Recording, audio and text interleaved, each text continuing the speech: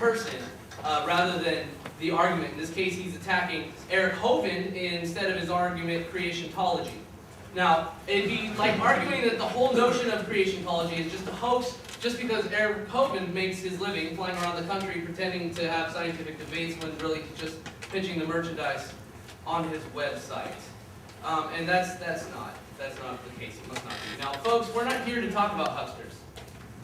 We're here to talk about creationism and evolutionology and whatever my theory is on the subject. Now, I, for one, would like to talk about the implications that this has on society, and of course, we need to speak about morals. Now, if Don's right, there are no right and wrongs, as Eric pointed out. I mean, when we get right down to it, our nation has already decided that we have the right to just invade another country, burn major chunks of their infrastructure, and then tell them they're liberated. Imagine what would happen if this wasn't a Christian country. Now, clearly we need morals. The only problem I have with Eric's theory of morals is the rigidity of it. I mean, you have all these thou shalties that you can't change very much. Therefore, I'd like to introduce you guys to the concept of flexible morality. Now, we don't have 10 commandments in my religion per se. We do have 8 I really rather you didn't. For example, I really rather you didn't act like a sanctimonious, holier-than-thou acts when describing my noodly goodness. If some people don't believe in me, that's okay. Really, I'm not that vain. Besides, this isn't about them, so don't change the subject. Now, folks, I could tell you the other 7, but I'm contractually obligated not to. You can go to my website. I've already mentioned it. As you can see, it's not that we explicitly have to avoid being what the kids these days are calling a D-bag when we talk about his noodliness, but just so that you're aware that he'd rather you didn't. Now, chances are he's not listening anyway, so just live and live. Now, when it gets down to, folks, it's creationism, evolutionism, astrology, it's all the same thing, cha-ching. Now, I've come up with a very innovative way to spread the word about this, and you're going to love it. See, what we're going to do is we've got a bunch of video games that you can purchase for $100. Now, what you do with these games is you take them to a place where kids are hanging out, and hopefully not around their parents. You give it to them, you say it's a video game, and they take it home and play it. And before you know it, you've got somebody on your website, and you know, that's cool. Now, some folks think that it's unethical to go straight for the kids. But I addressed that issue in a carbohydrate minute on my website, and I'm positive that after a few stiff drinks and a healthy investment in my ministry, you'll see the light. And again, I do appreciate the opportunity to speak today. And don't forget to use Creation Science Evangelism for all your evangelism needs. Thank you.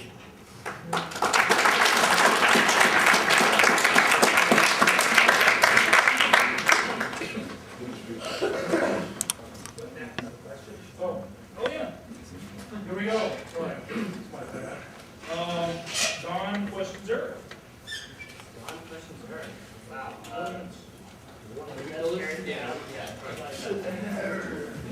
There are so many questions. Well, let me ask you this.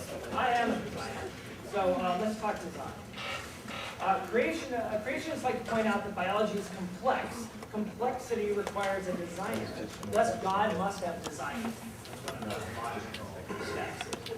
But I'm a designer, and most experienced designers will tell you that the essence of good design is simplicity.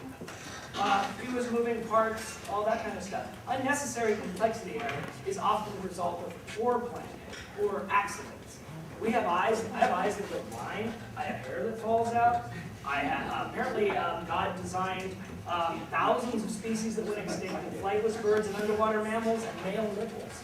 I mean, come on. It's bad design from my point of view. If he's so omnipotent, that's the question. Why did he do such a bad job? I think the question assumes, be thankful. We're going to clap for a question. I think the question assumes something. It assumes that there has not been a curse put on this world by sin.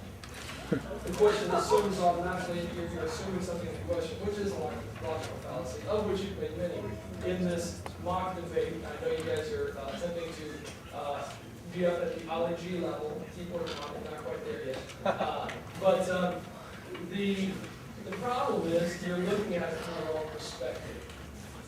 You're looking at it as though your eyes going bad is God's fault. You're looking at it as though your hair falling out is God's fault. The reason things wear down, break down, get destroyed, by the way, is actually an evidence against evolution. Evolution claims that things get better over time. Yet that's not at all what we see in the natural world. We continually see entropy, the loss of thermodynamics, for example, and we see things run down and wear out. Oh, 2 minutes. Oh, sorry.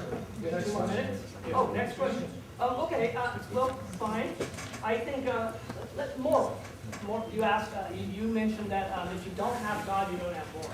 You also, I didn't say that. well, you don't have a basis for You don't have a basis for morality. And you also said that if we didn't have God in the Bible, we wouldn't have a logic.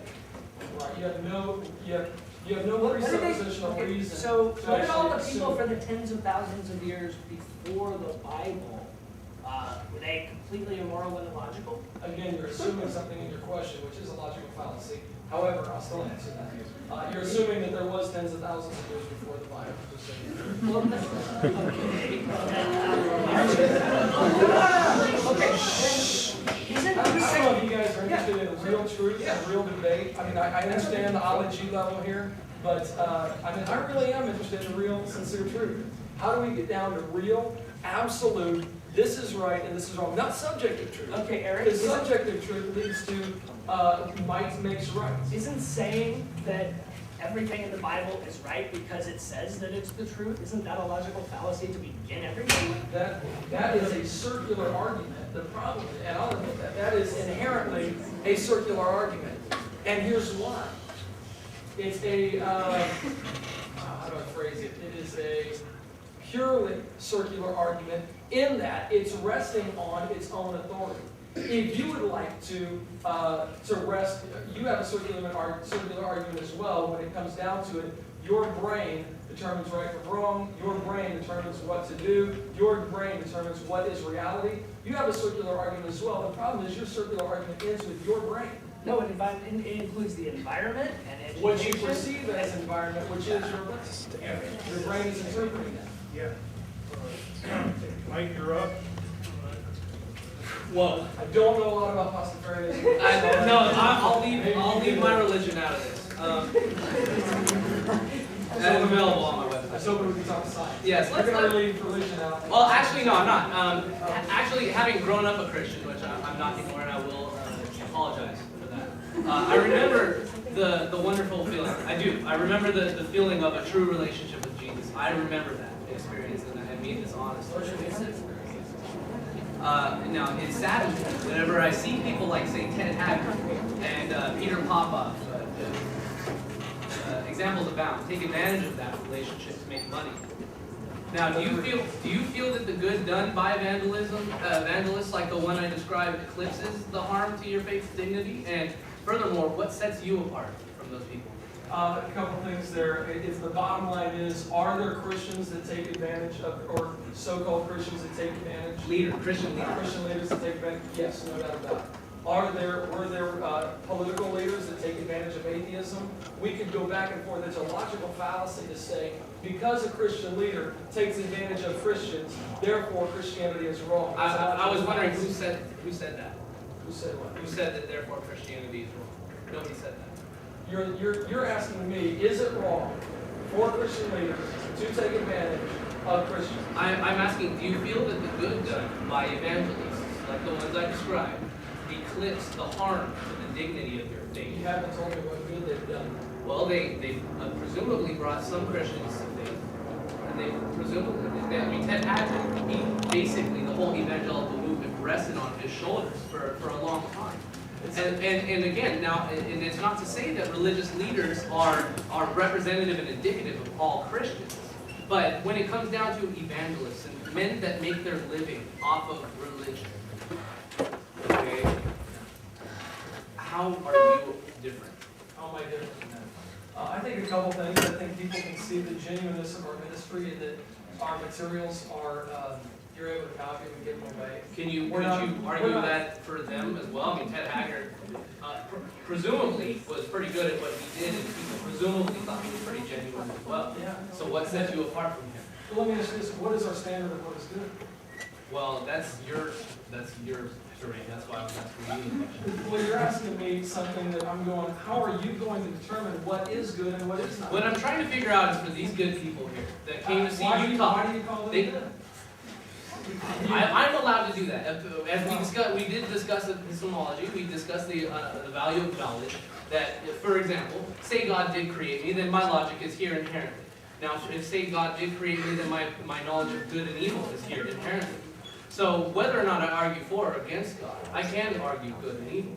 I do have that ability. Whether or not I And argue for or I'm not against. saying you don't have that ability. What I'm saying is that ability is based on the God of Scripture. Fair enough. It is not consistent. So is it with the okay other to take that and make money on